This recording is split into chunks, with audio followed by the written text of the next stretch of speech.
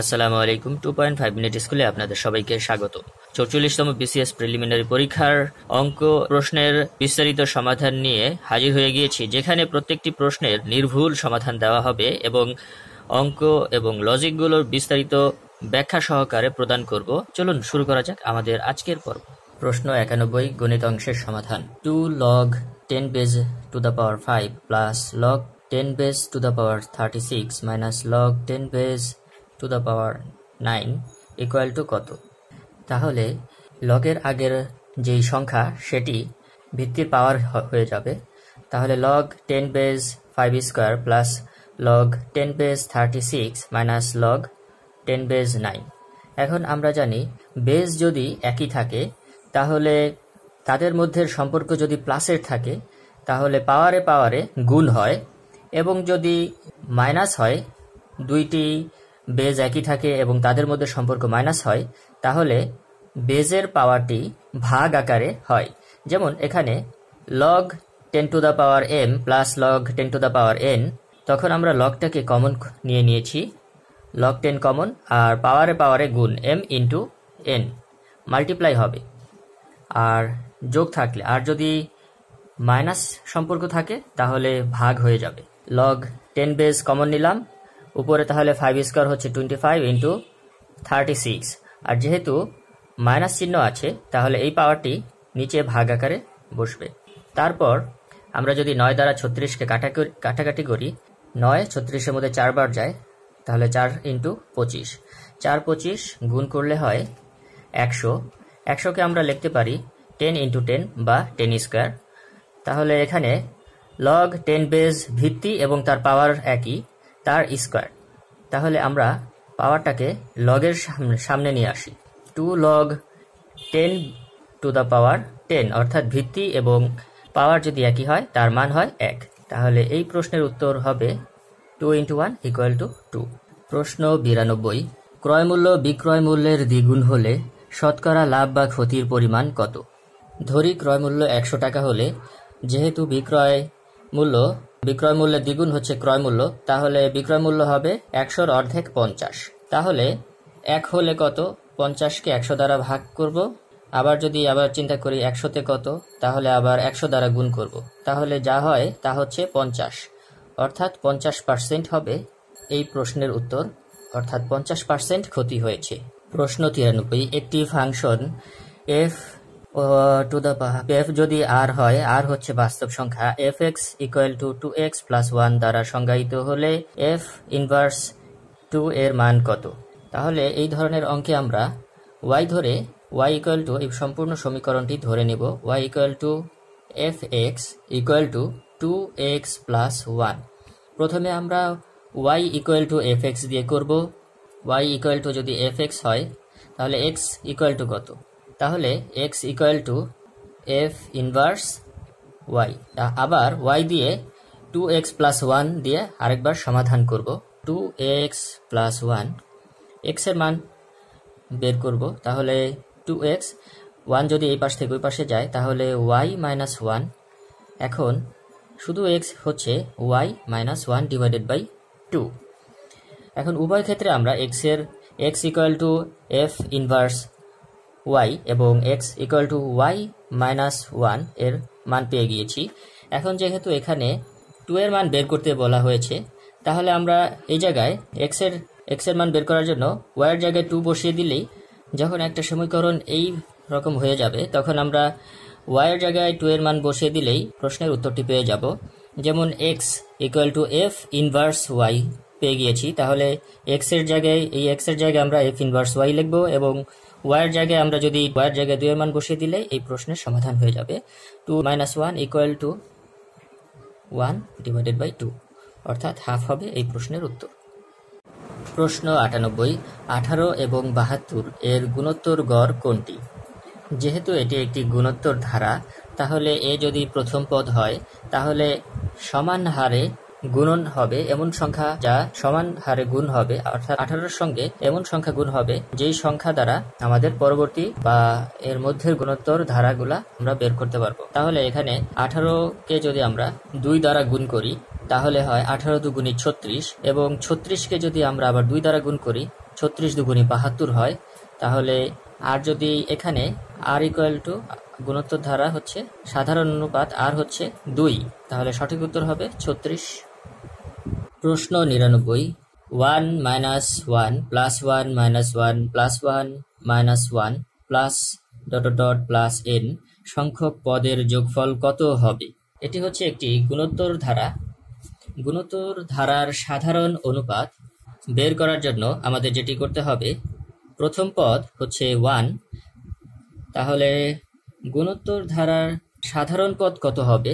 গুণোত্তর ধারার সাধারণ অনুপাত প্রথম পদ দ্বিতীয় পদ হচ্ছে -1 ডিভাইডেড বাই প্রথম পদ 1, তাহলে গুণোত্তর ধারার সাধারণ অনুপাত হচ্ছে -1। এখন আমাদেরকে যেহেতু বলেছে n সংখ্যক পদের যোগফল কত, তাহলে আমাদের সূত্র অনুসারে Sn ইকুয়াল টু প্রথম পদ ইন্টু 1 মাইনাস আর সাধারণ পদ, তার পাওয়ার হবে শেষ পদ হচ্ছে n তম পদ, যেহেতু বলেছে n পদ, divided by 1 minus r, 1 minus সাধারণ অনুপাত। এখন আমরা মান বসিয়ে দিই।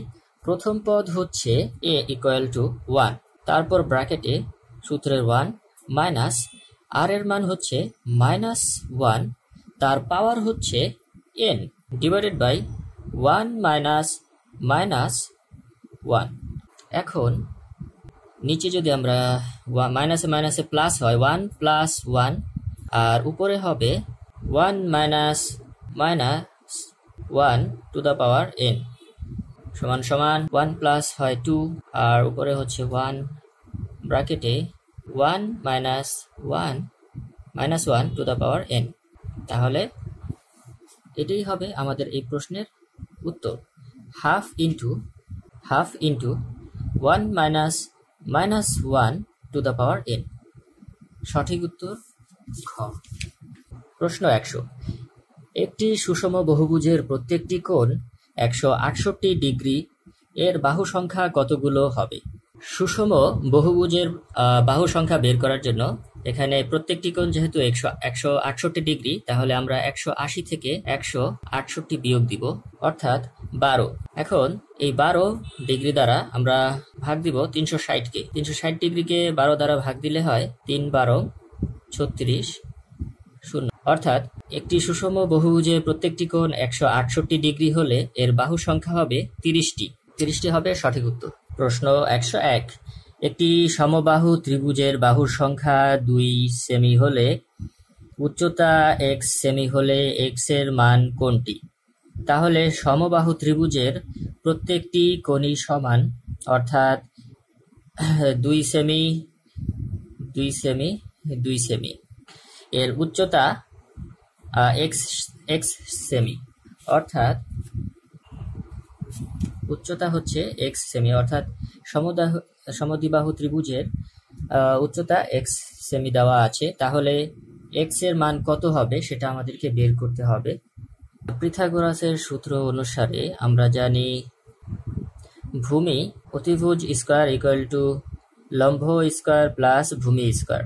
এখানে অতিভুজ হচ্ছে AB হচ্ছে 2, অর্থাৎ তাহলে অতিভুজ স্কয়ার হচ্ছে 2 স্কয়ার, আর ভূমি হচ্ছে, যেহেতু আমাদের x বের করতে হবে, তাহলে আমরা সমবাহু ত্রিভুজের মাঝখান বরাবর একটি লম্ব টেনে নিলাম, যেটি এই ত্রিভুজকে 2 ভাগে বিভক্ত করেছে। তাহলে এই পাশে 1 সেন্টিমিটার এবং এই পাশে 1 সেন্টিমিটার। তাহলে দেখা যাচ্ছে ভূমি হচ্ছে 1, তাহলে 1 স্কয়ার প্লাস x লম্ব হচ্ছে x স্কয়ার। এখন যেহেতু আমাদেরকে x এর মান বের করতে বলা হয়েছে, তাহলে আমরা 1 স্কয়ারকে ওই পাশে নিয়ে যাব, আর 2 স্কয়ার মানে হচ্ছে 4, আর 1 স্কয়ার মানে হচ্ছে 1, তাহলে ওই পাশ থেকে পাশে আসলে মাইনাস হয়ে যাবে, ইকুয়াল টু x স্কয়ার। তাহলে x স্কয়ারের মান হচ্ছে 4 থেকে 1 বিয়োগ দিলে হয় 3, তাহলে হবে স্কয়ার যদি আমরা উঠিয়ে দিই, তাহলে এখানে রুট হবে √3, তাহলে সঠিক উত্তর হবে √3। প্রশ্ন 102, যদি 4√x কিউব হয় ইকুয়াল টু 2 হয়, তাহলে x to the power 3 divided by 2 equal to কত? আমরা এটাকে লিখতে পারি x এর পাওয়ার 3 আছে, এবং রুটের উপর পাওয়ার আছে 4, তাহলে এটাকে আমরা 1/4 এভাবে লিখতে পারি ইকুয়াল টু 2। এখন x equal to 3/4 equal to, আমাদেরকে বের করতে বলা হয়েছে x টু দ্য পাওয়ার 3/2 এর মান কত। এই পাওয়ারের সঙ্গে কোন সংখ্যা গুণ অথবা ভাগ করলে এটি হবে। আমরা যদি উপরে 2 গুণ করে দেই তাহলে x এর পাওয়ার হবে 3/2। কিভাবে? x to the power 3 into 2/4 equal to, তাহলে এই পাশেও আমাদের 2 এর পাওয়ার 2 দিতে হবে। তারপর 2 দ্বারা 4কে যদি আমরা উপরে নিচে কাটাকাটি করি তাহলে x টু দ্য পাওয়ার 3, 2 4-এর মধ্যে ভাগ যায়, নিচে থাকে 2। তাহলে x টু দ্য পাওয়ার 3/2 এর মান হচ্ছে 2 2 2 স্কয়ার মানে হচ্ছে 4, অর্থাৎ 102। প্রশ্নের উত্তর হচ্ছে 4। প্রশ্ন 103, PA ইকুয়াল টু 1/3, PB যদি 3/4 হয়, A ও B স্বাধীন হলে PA ইউনিয়ন B এর মান কত? তাহলে PA ইউনিয়ন B এর মান বের করার জন্য আমাদেরকে যেটি করতে হবে, PA ইউনিয়ন B বের করার জন্য PA এর সঙ্গে PB যোগ করতে হবে এবং তাদের সঙ্গে বিয়োগ করতে হবে PA ইন্টু PB। PA হচ্ছে এবং PB হচ্ছে 3/4। এখন আমাদের বিয়োগ করতে হবে PA ইন্টু PB। 1/3 ইন্টু 3/4। এখন আমরা ভগ্নাংশের যোগ করব। 3 এবং 4 এর লসাগু হচ্ছে 12। তাহলে 3 দ্বারা 12কে ভাগ করলে 4 হয়, 4 একে 4 প্লাস 4 দ্বারা 12কে ভাগ করলে 3, 3 ইন্টু 3 যোগ করলে হয় 9। আর এখানে 3 4 12, 3 একে 3। এখন আমরা ভগ্নাংশের বিয়োগ করব। তাহলে নিচে লসাগু আছে 12 এবং 12 লসাগু 12, তাহলে 4 এবং 9 যোগ করলে হয় 13 মাইনাস 3। 13 থেকে 3 বিয়োগ দিলে হয় 10/12। 2 দ্বারা ভাগ করলে হয় 5, উপরে 5 আর নিচে 6 দুগুণে 12। তাহলে 5/6 হবে এই প্রশ্নের সঠিক উত্তর। প্রশ্ন 104, বাস্তব সংখ্যায় পরম মান 3x plus 2 less than 7 এই অসমতাটির সমাধান নির্ণয় করতে হবে। তাহলে আমাদেরকে যেটি করতে হবে, 3x plus 2 less than 7 greater than -7। তারপর আমাদের যেহেতু x এর মান বের করতে হবে, তাহলে যেহেতু এখানে +2 আছে তাহলে সব জায়গা থেকে -2 বিয়োগ করব।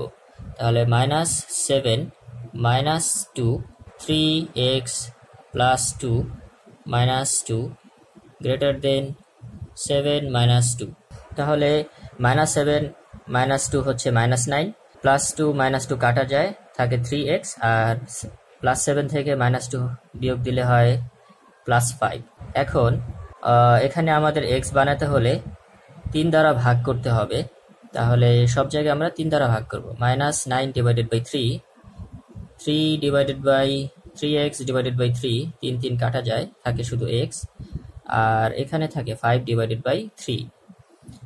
তারপর 3 9 এর মধ্যে ভাগ যায় 3 বার, -3, তারপর শুধু থাকে x, আর এখানে 5/3। তাহলে এটাই হবে এই অসমতাটির সমাধান। প্রশ্ন 105 এবং এটি ম্যাথের সর্বশেষ প্রশ্ন। 6a² BC এবং 4a³ B³ C³ এর সংখ্যা সহগের গসাগু নিচের কোনটি? যেহেতু এখানে সংখ্যা সহগ বলেছে, তাহলে 4 এবং 6 এর গসাগু বের করতে হবে। 4 এবং 6 এর গসাগু হচ্ছে 2, অর্থাৎ 2 দ্বারা 6কেও ভাগ করা যায় এবং 4কেও ভাগ করা যায়, কিন্তু এখানে অপশনে সেটি দেওয়া নেই। তাহলে সঠিক উত্তর হবে কোনোটিই নয়। সকল প্রকার চাকরি পরীক্ষার প্রশ্নের সমাধান আমাদের চ্যানেলে পেয়ে যাবেন, তাই আমাদের চ্যানেলটি সাবস্ক্রাইব করে পাশেই থাকুন। দেখা হবে আগামী ভিডিওতে। সে পর্যন্ত ভালো থাকুন, সুস্থ থাকুন। আল্লাহ হাফেজ।